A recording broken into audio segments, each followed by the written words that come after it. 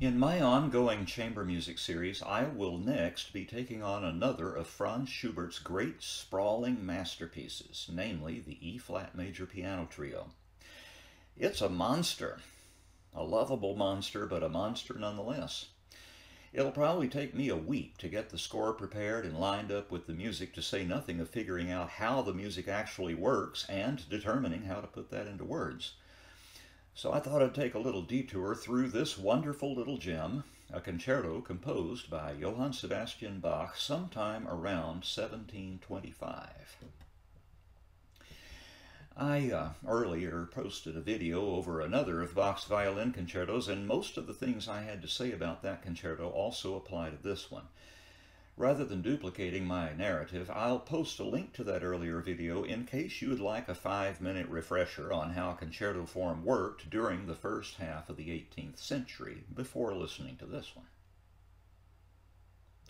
Rather than interrupting the flow of Bach's ideas, I'll talk briefly about all three movements now, and then let you enjoy the music uninterrupted. Movement 1 is in the concerto's tonic key, and is laid out in da capo form with the reprise of the A section fully written out, although identical in every respect to the opening statement except for the bass line's 4 linking notes. This could have been accomplished by a simple da capo indication and a provision of first and second endings, or even just a fermata over the E major cadential chord. I haven't seen a copy of Bach's manuscript, so I don't know whether he wrote out the entire reprise or not. If he did, that strikes me as a needlessly time-consuming project by a very busy musician. One of the most noteworthy features of the opening movement is the G-sharp minor conclusion of the initially C-sharp minor B section, and the fact that instead of arguing his way back to the tonic, Bach simply asserts it at the beginning of the da capo. He's going to do this twice more. There's a lot of entertaining counterpoint in this movement, including some engaging double counterpoint between bass and treble voices during the B section. Movement 2 is set in the concerto's relative key, and, like the B section of the opening movement, reaches a definitive cadence in G-sharp minor, in this case precisely halfway through the movement. As in the first movement, Bach simply sidesteps onto E major to begin the second half, and the soloist's line reaches its climax in terms of both altitude and intensity at precisely the golden section division of the movement, about 61.8% of the way through. This is a regular feature of Bach's music. He was something of a mystic. The final movement is a dance-like rondo, whose form could be abbreviated A-B-A-C-A-D-A-E-A.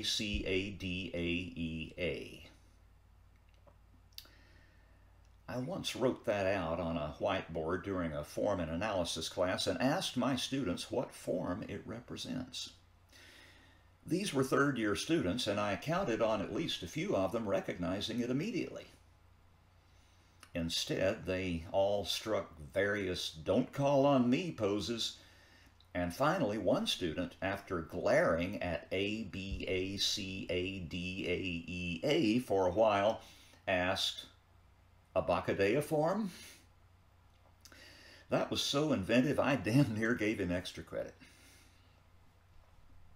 The tutti refrain of that movement is a simple musical period in E major, identical at every restatement, and the contrasting solo episodes visit various keys which I've identified in my running commentary. I think that's all I need to say at this point. Enjoy the concerto. The recording is by the Orchestra of the Age of Enlightenment, directed by Elizabeth Wallfisch, who also plays the solo part.